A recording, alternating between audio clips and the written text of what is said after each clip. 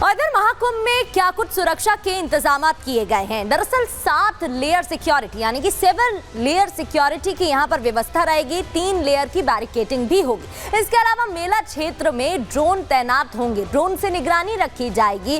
3000 CCTV कैमरेज भी होंगे और हर गतिविधि पर नजर भी पुलिस की टीम रखेगी।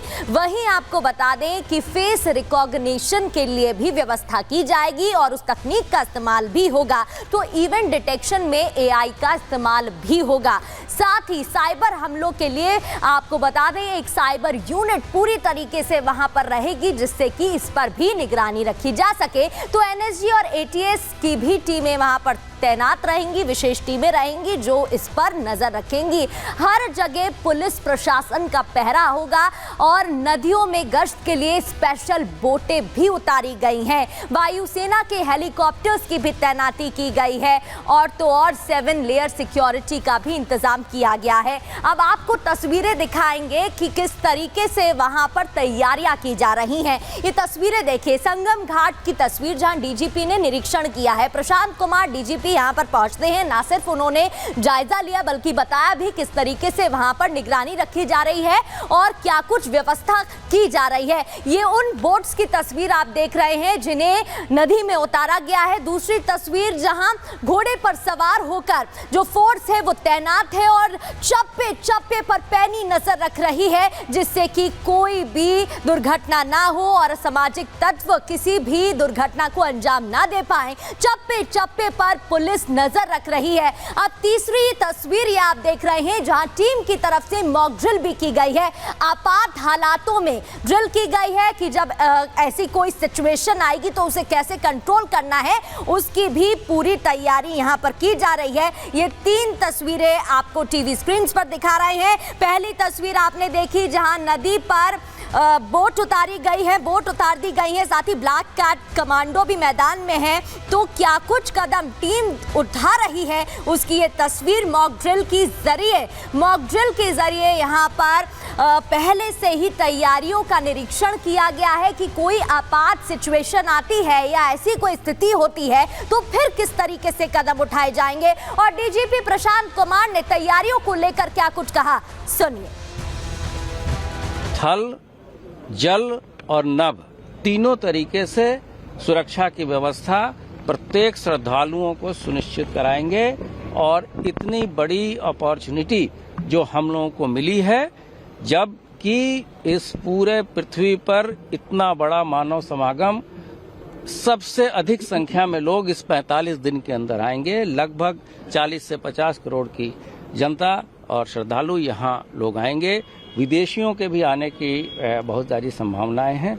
इस बीच में जो साइबर से जुड़े मामले हैं, चाहे वो फ्रॉडुलेंट गलत तरीके से लोग बुकिंग इत्यादि के, वैसे भी बहुत सारे लोगों पे कार्रवाई हुई है और उसको हम लोगों ने ब्लॉक भी कराया है। और साइबर वर्ल्ड को, साइबर पूरे इकोसिस्टम को कैसे सिक्योर किया जाए, ये भी विभिन्न जो एजेंसियां हैं जो इसमें दक्ष हैं उसके साथ मिलकर लगातार कार्रवाई चल रही है। तो आप प्रशांत कुमार डीजीपी को सुन रहे थे, जिन्होंने बताया कि पुख्ता इंतजामात सुरक्षा से लेकर श्रद्धालुओं के लिए हर तरीके से किए जा रहे हैं जिससे कि उन्हें कोई परेशानी ना हो। तो दूसरी तरफ सियासत भी हो रही है।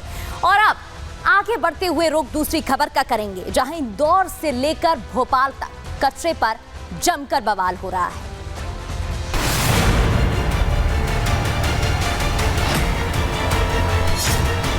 कृपया हम लोगों की और कलेक्टर महोदय की, सब लोगों की बातों को सुने, किसी तरह की अफवाह में ना आए।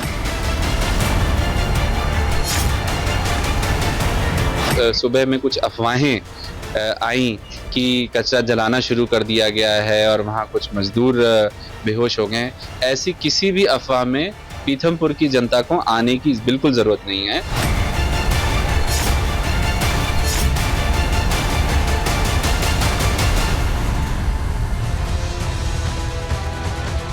मध्य प्रदेश में इंदौर टू भोपाल कचरे पर बवाल, क्योंकि कचरे को जलाने पर लगातार विरोध हो रहा है। दरअसल ऑर्डर दिए गए थे, जिसके बाद यह आदेश मिला था कि इस कचरे को जलाना होगा और धार में से जलाने की बात कही गई थी। लेकिन जैसे ही ये जानकारी जनता तक पहुंची तो उनकी तरफ से विरोध करना शुरू हो गया। इस बीच लोगों ने अफवाह फैलानी शुरू कर दी, भ्रम फैलाना शुरू कर दिया, जिसके बाद इस प्रदर्शन ने हिंसक रूप ले लिया और विरोध और भी ज्यादा तेज हो गया। जहां आगजनी हुई, तोड़फोड़ की घटना को अंजाम दिया गया, यहां तक कि पुलिस और जनता यानी कि प्रदर्शनकारियों के बीच झड़प भी देखने को मिली। आखिर ये तनाव इतना बढ़ा कैसे?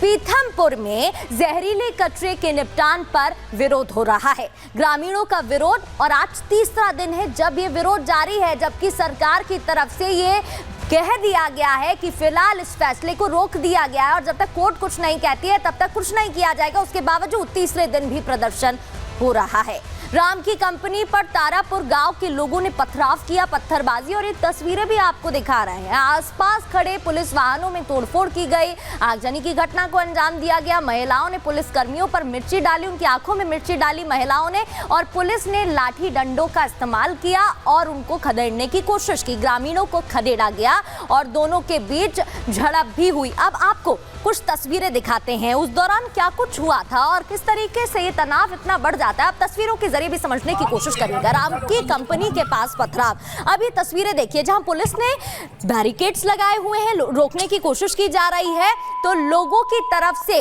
पथराव किया गया, पत्थरबाजी की गई और यहां तक कि तोड़फोड़ भी की गई। जो पुलिस के वाहन थे उनमें पत्थर मार दिए गए।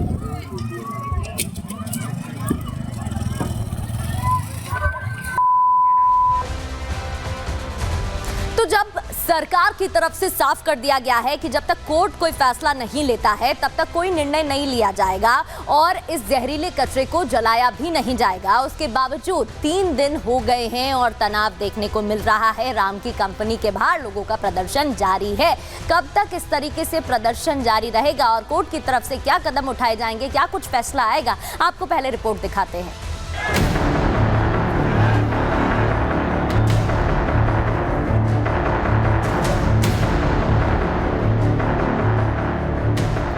मध्य प्रदेश के धार में जहरीले कचरे को लेकर 3 दिन से तनाव जारी है। राम की कंपनी के बाहर लोग प्रदर्शन कर रहे हैं, पुलिस पर पथराव कर रहे हैं, जिसके बाद आज पुलिस ने भी प्रदर्शन कर रहे ग्रामीणों को खदेड़ा और शांति बनाए रखने की अपील की। लेकिन मामला जस की तस है। अफवाह की चिंगारी इस माहौल को और भड़का रही है। कल कड़ी मशक्कत के बाद प्रशासन ने जिस माहौल को शांत कराया था, आज उसी जगह एक बार फिर विरोध की आग भड़क उठी है। अफवाह फैली तो लोग भड़के, पुलिस पर पथराव किया, गाड़ियों के शीशे तोड़े, बाद में पुलिस ने भी आंसू गैस के गोले छोड़े और स्थिति को संभाला। मैं इस समय राम की फैक्ट्री के बाहर ही हूँ, चूंकि यहाँ पर प्रशासन ने धारा 163 लगाई हुई है, इसलिए हमको कुछ दूरी पर रोक दिया गया है। लेकिन ये राम की फैक्ट्री है और इस पर ही आज सुबह करीब 9 बजे के लगभग स्थानीय लोगों ने पथराव कर दिया था। चूंकि स्थानीय लोगों को किसी तरह से ये उन्हें इनपुट मिला, एक अफवाह के तौर पर उन्हें ये जानकारी लगी कि यहाँ पर जो यूरेनियम कार्बाइड का कचरा है उसे कंटेनर से बाहर निकाला गया। इसके बाद वो लोग भड़के और यहाँ पर विरोध प्रदर्शन करने आए। इस दौरान उन्होंने पथराव किया, पुलिस की गाड़ी पर भी कांच फोड़े और पुलिस ने जैसे तैसे उनको यहाँ से खदेड़ा। इसके बाद से चूंकि देखिए यहाँ पर चूंकि धारा 163 है, इसीलिए हम कुछ दूरी पर हैं। लेकिन ये जो आप पीछे हमारे फैक्ट्री देख रहे हैं, इसी फैक्ट्री में यूरेनियम कार्बाइड का 12 कंटेनर जो है, जिसमें 237 मीट्रिक टन जहरीला कचरा रखा हुआ है। सरकार ने, मुख्यमंत्री मोहन यादव ने साफ कर दिया है कि यहाँ के लोगों का जो भावना है, जिस तरह का जन आक्रोश देखने को मिला, लोग जिस तरह से कल भड़के थे, हंगामा हुआ था, इसके बाद से लोगों की भावनाओं को ध्यान में रखते हुए कोर्ट को इनकी भावनाओं से अवगत कराया जाएगा। दरअसल पीथमपुर के राम की फैक्ट्री में भोपाल की यूनियन कार्बाइड फैक्ट्री का 337 मैट्रिक टन जहरीला कचरा रखा गया है, जिसको यहां पर नष्ट किया जाना था। स्थानीय लोगों को जानकारी हुई तो विरोध तेज हो गया। हालांकि अब लोगों के बढ़ते आक्रोश को देखते हुए पुलिस और प्रशासन ने पूरे इलाके की ड्रोन से निगरानी करने के साथ अफवाह से बचने की भी अपील की है। मैं आपके माध्यम से पीथमपुर की आम जनता से अपील करना चाहता हूँ, ये जो यूनियन कार्बाइड का कचरा आया है, यहाँ के आम लोगों को, यहाँ के जनप्रतिनिधियों को बहुत ही पारदर्शिता के साथ बिना विश्वास में लिए आगे वाला कोई कदम नहीं उठाने जा रही सरकार। मध्य प्रदेश सरकार ने स्पष्ट किया है कि हम आम जनता के, पीथमपुर की जनता के जीवन को संग और किसी की भी तरह से सुरक्षा खतरे में आए, ऐसा कोई कदम नहीं उठाएंगे। किसी भी अफवाह में पीथमपुर की जनता को आने की बिल्कुल जरूरत नहीं है।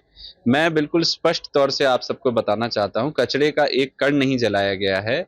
अभी यथास्थिति में पूरा कचरा जैसा भोपाल से लाया गया था उसी स्थिति में है, और हम सब लोग उसी हिसाब से अब यहाँ पे यथास्थिति बरकरार रख रहे हैं। कोई मजदूर हताहत नहीं हुआ है रामकी के परिसर में। वहां पे हमारे लोग तैनात हैं, हमारे नायब तहसीलदार, हमारे एसडीएम सब वहीं पे मौजूद हैं, वहां पुलिस बल है। आसपास के क्षेत्र के लोगों को मैं ये बोलना चाहूंगा, किसी प्रकार से कानून व्यवस्था को भंग मत करिए। पीथमपुर के लोगों को डर है कि अगर जहरीले कचरे को जलाया गया तो इसका असर उनकी जिंदगी पर पड़ेगा। 40 साल पहले जो भोपाल में हुआ, जब गैस के रिसाव की वजह से कम 5,479 लोग मारे गए थे और हजारों लोग अपंग हो गए थे। लोगों को लगता है कि कचरा जलाने से वैसा ही असर पीथमपुर में भी पड़ेगा। लिहाजा मोहन सरकार ने कचरे के निस्तारण पर रोक लगा दी है और कोर्ट का रुख किया है। जिस तरह का लोगों का गुस्सा है, जो लोगों का डर है कि उनकी जान के साथ खिलवाड़ हो सकता है, इन सब चीजों से कोर्ट को अवगत कराया जाएगा। तब तक इस कचरे को यहाँ पर जो डिस्पोज करने की प्रक्रिया वो नहीं की जाएगी। सिर्फ यहाँ पर कंटेनर जो है 12 कंटेनर जिनमें की 237 मीट्रिक टन जहरीला कचरा है वो सिर्फ यहाँ पर रखा गया है। इस इंडस्ट्री में अभी उसे डिस्पोज करने की प्रक्रिया नहीं की जा रही है, और इसी चीज से बार बार यहाँ के लोगों को समझाया जा रहा है कि वो किसी भी तरह के भड़कावे में या किसी भी अफवाह में ना आए। जब तक कोर्ट नहीं कहेगी तब तक यहाँ पर इस कचरे को डिस्पोज नहीं किया जाएगा। इतना ही नहीं, सीएम मोहन यादव ने कल देर रात एक उच्च स्तरीय बैठक की जिसमें deputy CM Rajendra Shukla, deputy CM Jagdish Devda, cabinet मंत्री कैलाश विजयवर्गीय मौजूद रहे। इस बैठक के बाद मोहन यादव ने कहा, राज्य सरकार जनता के हितों और सुरक्षा को प्राथमिकता देती है, इसलिए ये फैसला लिया गया है कि कोर्ट का आदेश आने तक पीथमपुर में यूनियन कार्बाइड का कचरा नहीं जलाया जाएगा। यूनियन कार्बाइड का कचरा माननीय न्यायालय के निर्देश पर ही हमने पीथमपुर सेंटर पे पहुंचाने का उनका आदेश का परिपालन किया है।